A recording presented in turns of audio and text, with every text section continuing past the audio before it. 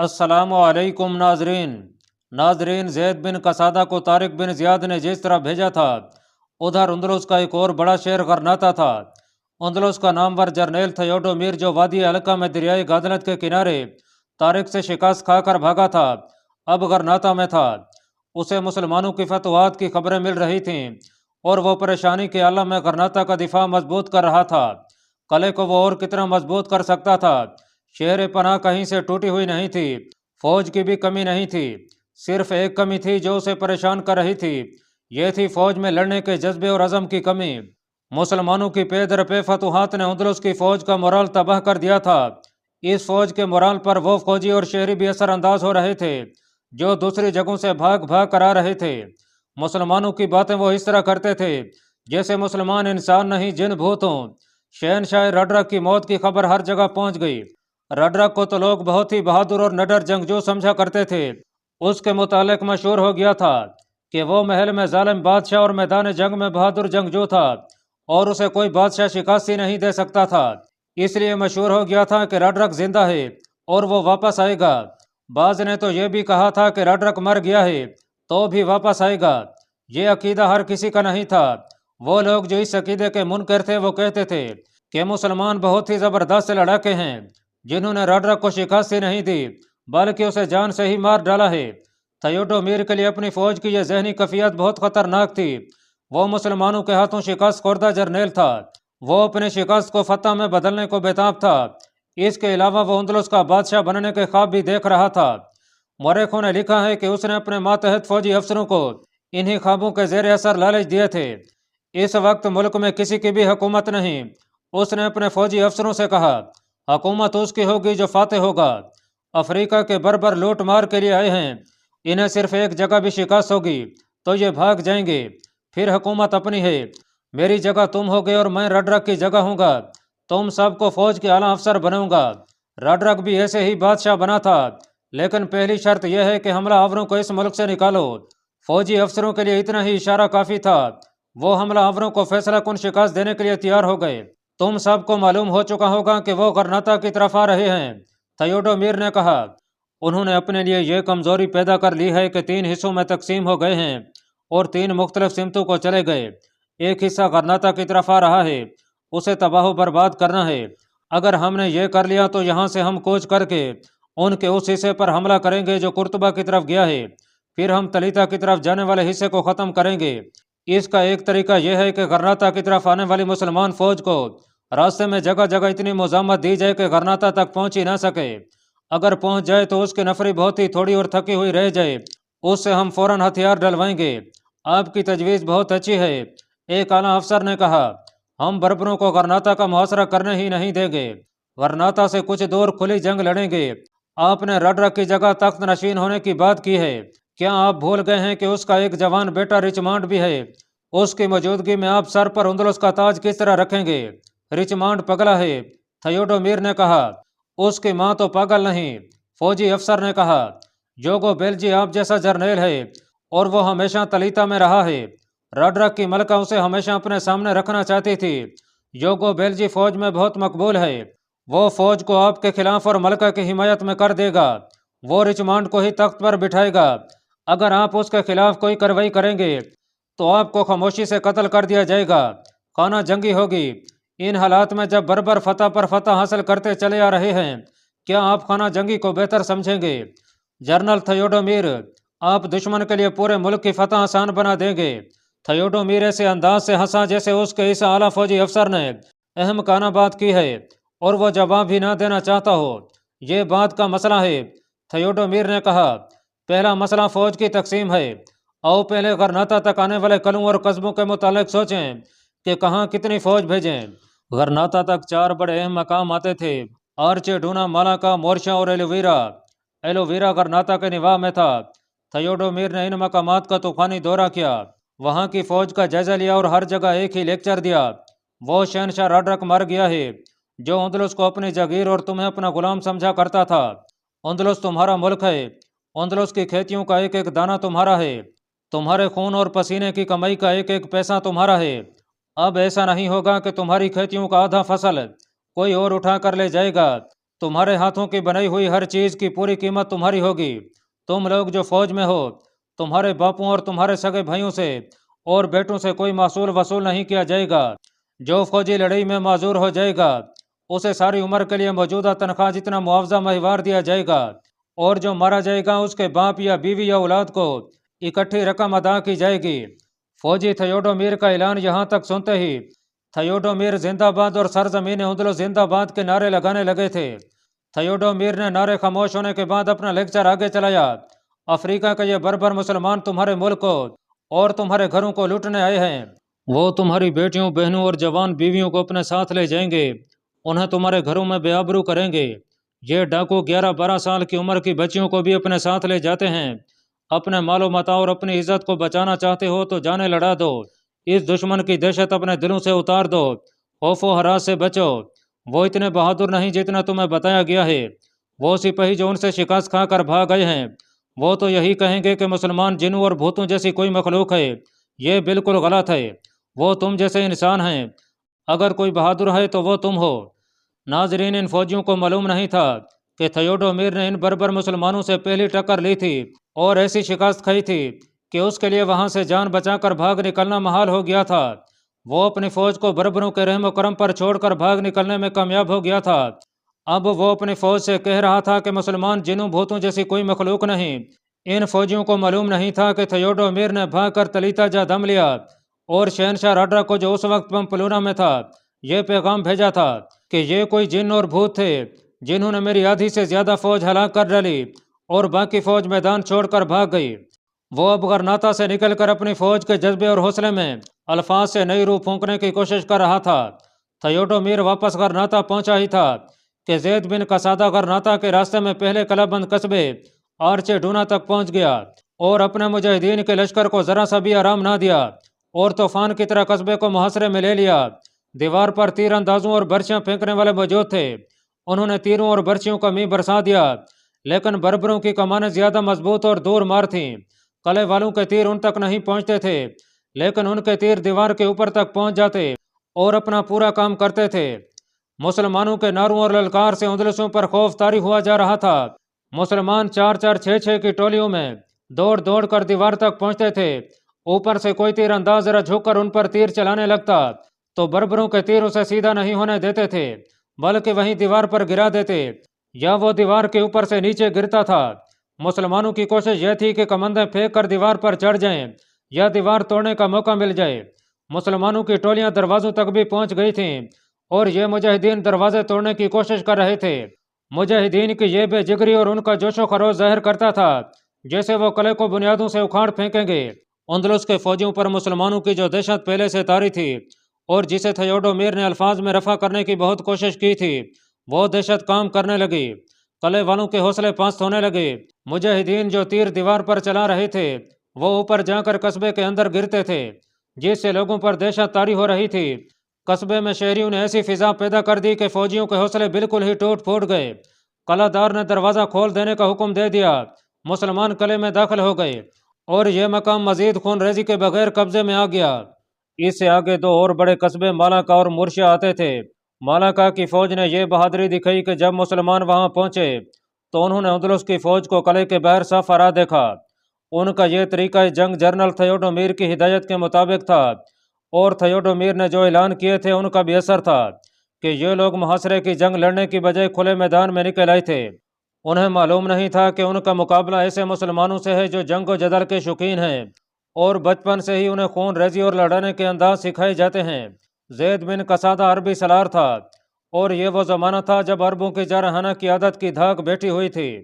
सलार जैद ने तारिक बिन ज़ियाद की मखसूस चाल चलते हुए उंदलसियों को इस तरह पीछे धकेला कि उनकी पीठें शहर की दीवार से जा लगीं। घोड़े अपने प्यादों को कुचल रहे थे और मुसलमान उन्हें काट रहे थे। सलार जैद ने दुश्मन को लड़ाई में उलझा लिया और अपनी कुछ नफरी दरवाजे तोड़ने के लिए भेज दी। उंदलसियों ने बाहर निकलकर बेखौफी और जांबाजी का मुजाहरा तो किया था, लेकिन वो कले के दिफा का कोई और इंतजाम करना भूल गए थे। कले के बाहर उंदलसी मुसलमानों के हाथों कट रहे थे। उधर जांबाजों ने कले के 2 दरवाजे तोड़ दिए और कले में दाखिल हो गए। उंदलसियों ने हथियार डाल दिए। उनके जर्नैल थयोडोमीर के जोशीले अल्फाज कोई काम ना कर सके।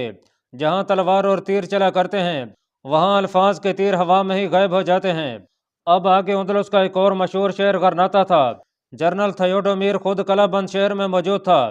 توقع یہی تھی کہ وہ جم کر مقابلہ کرے گا۔ ایک تو وہ اپنی شکست کو فتح میں بدلنا چاہتا تھا، دوسرے یہ کہ اس کی نظریں اندلس کے تخت و تاج پر لگی ہوئی تھیں۔ اس نے مسلمانوں کو شکست دینے کی مکمل تیاری کر رکھی تھی۔ اس نے بھی معصور ہو کر لڑنا مناسب نہ سمجھا۔ اس نے اپنی فوج کو غرناطہ سے نکال کر کچھ دور ایلوویرا کے مقام پر صف آراں کر لیا تھا۔ کسی بھی مورخ نے تھیوڈومیر اور زید کی فوجوں کی تعداد نہیں لکھی، سوائے اس کے کہ مسلمان اندلسیوں کے مقابلے میں تعداد میں بہت کم تھے۔ اندلس کی فوج کے ساتھ شہری بھی لڑنے کے لیے خاصی تعداد میں موجود تھے۔ مسلمانوں کی تعداد کی کمی کے علاوہ ایک کمزوری یہ بھی تھی کہ مسلسل کوچ اور مارکا رئی میں یہاں تک پہنچے تھے۔ ان کے جسم لڑنے کے قابل نہیں رہے تھے۔ یہ ان کی روحانی قوت تھی کہ وہ غرناطہ کے گرد و نواح تک پہنچے اور دشمن کو سامنے کھڑا دیکھ کر بغیر آرام کے لڑنے کے لیے تیار ہو گئے۔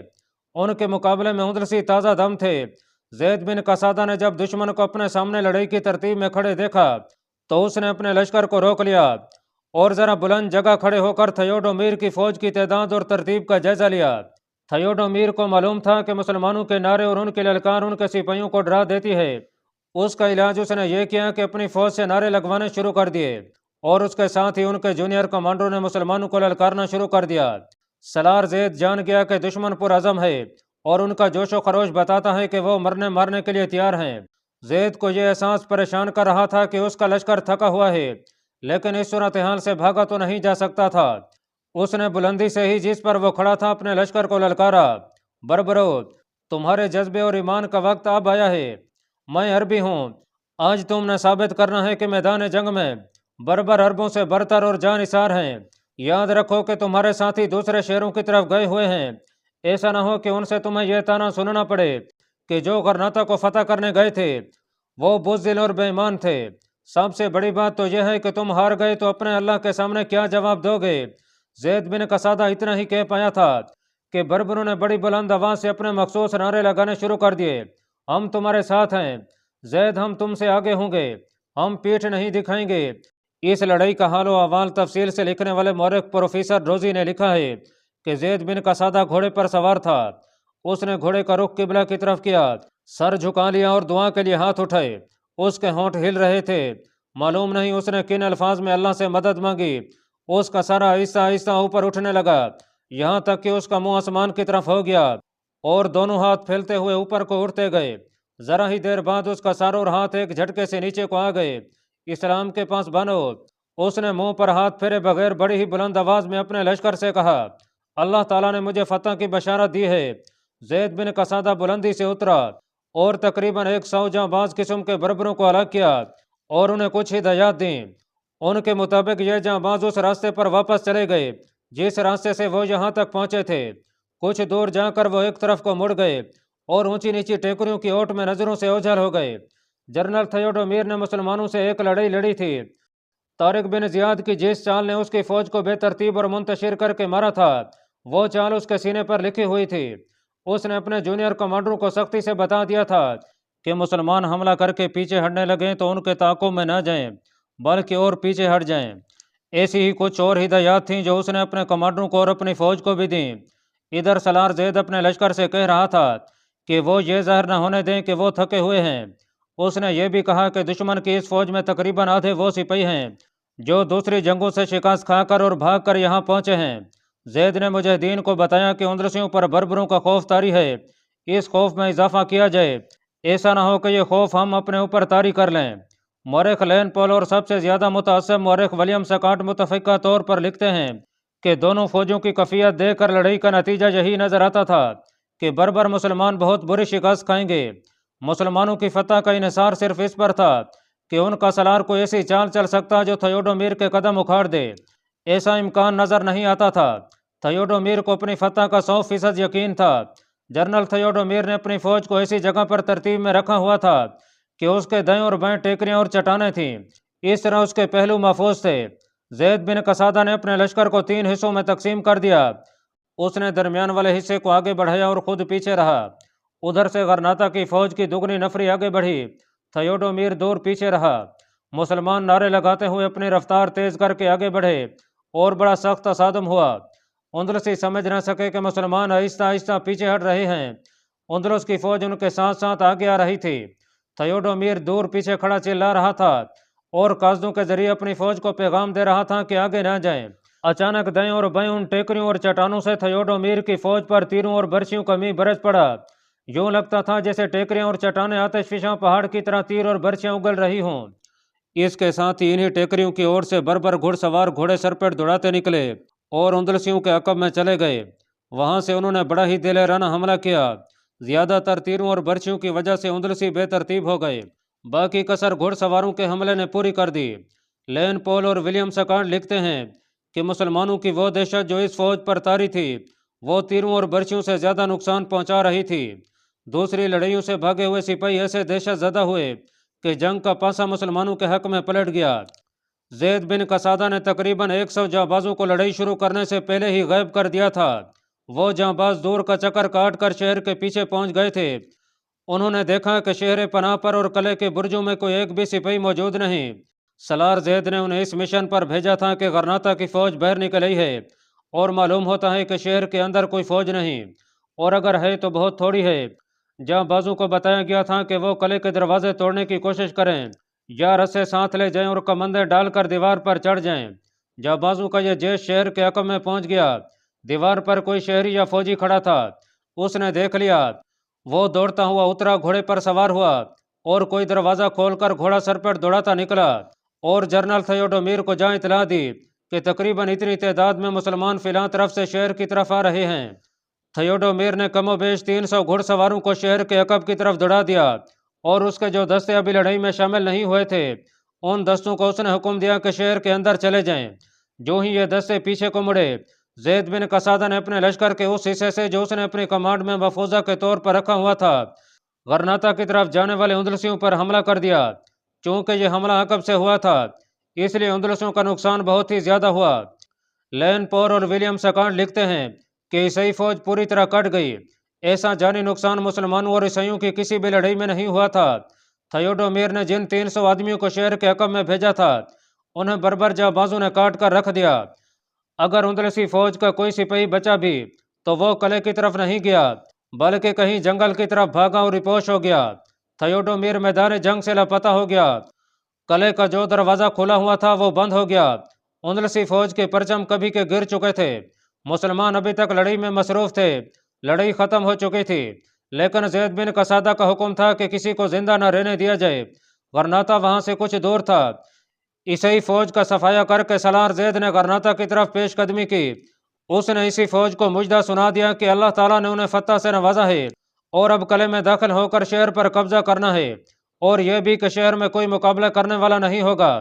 جب انہیں قلعہ نظر آنے لگا تو وہ یہ دیکھ کر حیران رہ گئے کہ دیواروں پر انسانوں کی ایک دیوار کھڑی تھی۔ محاصرے کے وقت ہر قلعے پر سپاہی موجود ہوتے تھے لیکن اتنے نہیں کہ ان کے کندھے ایک دوسرے سے ملے ہوئے ہوں۔ ان کے سروں پر جنگی خدیں تھیں اور ان کے جسموں کے بلئی حصے زرہ پوش تھے۔ نہیں، ابھی نہیں، سالار زید نے اپنے نائب سالار سے کہا۔ ہم تو سمجھے تھے کہ غرناطہ کی فوج کو ہم نے ختم کر دیا ہے لیکن شہر کے دفاع میں تو اس سے کہیں زیادہ فوج نظر آ رہی ہے۔ مورخ لکھتے ہیں کہ سورج غروب ہونے کے لیے افق کے قریب پہنچ گیا تھا۔ زید بن قصادہ نے قلعے کا محاصرہ کر لیا لیکن اب اس کی فوج اور کم ہو گئی تھی کیونکہ کچھ مجاہدین شہید ہو گئے اور بہت سے زخمی بھی ہوئے تھے۔ کفیت مایوسی والی ہو گئی تھی۔ پھر بھی دیوار کے قریب جا کر سالار زید نے اعلان کروایا کہ اپنی فوج کا انجام دیکھ لو۔ اگر بغیر لڑے شہر کے دروازے کھول دو گے تو امن و امان میں رہو گے، ورنہ سب کو قتل کر دیا جائے گا۔ اس اعلان کا جواب نہیں آ رہا تھا۔ عموماً یوں ہوتا تھا کہ محاصرہ کرنے والے ایسا ہی الٹیمیٹم دیا کرتے تھے اور محصورین کی طرف سے طنزیہ اور دھمکی آمیز جواب ملا کرتا تھا، لیکن زید بن قصادہ کے اعلان کے جواب میں دیوار سے کوئی آواز نہیں آئی تھی۔ خلاف توقع دروازہ کھلا اور تھیوڈومیر ہاتھ میں سفید جھنڈا لیے باہر آیا۔ پہلی حیرتناک بات یہ تھی کہ تھیوڈومیر صلح کا جھنڈا اٹھائے خود باہر آیا تھا، اور زیادہ تعجب یہ دیکھ کر ہوا تھا کہ اس کے ساتھ صرف ایک محافظ تھا۔ کوئی جرنیل یا بادشاہ محافظوں کے پورے دستے کے بغیر ادھر ادھر نہیں جاتا تھا۔ تھیوڈومیر کے ساتھ جو محافظ تھا وہ قریب آنے پر پتہ چلا کہ محافظ نہیں بلکہ ایک نوجوان ملازم ہے۔ عیسائی بادشاہ اور بڑے جرنیل محافظوں کے علاوہ اس قسم کے ایک دو ملازم اپنے ساتھ رکھا کرتے تھے۔ زید بن قصادہ تھیوڈومیر کے استقبال کے لیے ذرا آگے چلا گیا۔ پھر دونوں کمانڈروں کا آمنا سامنا ہوا۔ میں اپنے سے بڑے جرنیل کے حکم سے آیا ہوں، تھیوڈومیر نے کہا۔ یہ جرنیل اس علاقے کی تمام فوج کا کمانڈر ہے۔ اس نے آپ کے لیے پیغام بھیجا ہے کہ قلعے کے اندر اتنی زیادہ فوج ہے کہ آپ محاصرہ کریں گے تو کم از کم 1 سال محاصرے میں ہی بیٹھے رہیں گے۔ شہر کی دیواروں پر دیکھ لیں، اس سے آپ کو اندازہ ہو جائے گا کہ شہر میں کتنی زیادہ فوج ہوگی۔ اگر اتنی زیادہ فوج موجود ہے تو پھر صلح کی کیا ضرورت ہے؟ زید بن قصادہ نے اپنے ترجمان کی معرفت تھیوڈومیر کی بات سنی اور جواب دیا، تم میری فوج کو دیکھ رہے ہو کہ پہلے سے بھی کم رہ گئی ہے۔ ہمارا جرنیل رحم دل انسان ہے، تھیوڈومیر نے کہا۔ اسے پتہ چل گیا ہے کہ اس کی فوج کتنی بری طرح کٹ گئی ہے اور آپ کا بھی نقصان ہوا ہے۔ وہ کہتا ہے کہ مزید خون ریزی اس کی برداشت سے باہر ہے، اس لیے وہ صلح کرنا چاہتا ہے۔ اگر آپ صلح نہیں کرنا چاہتے تو میں آپ کو بتا چکا ہوں کہ ہمارے پاس بہت زیادہ فوج ہے جس سے آپ قلعہ نہیں لے سکیں گے۔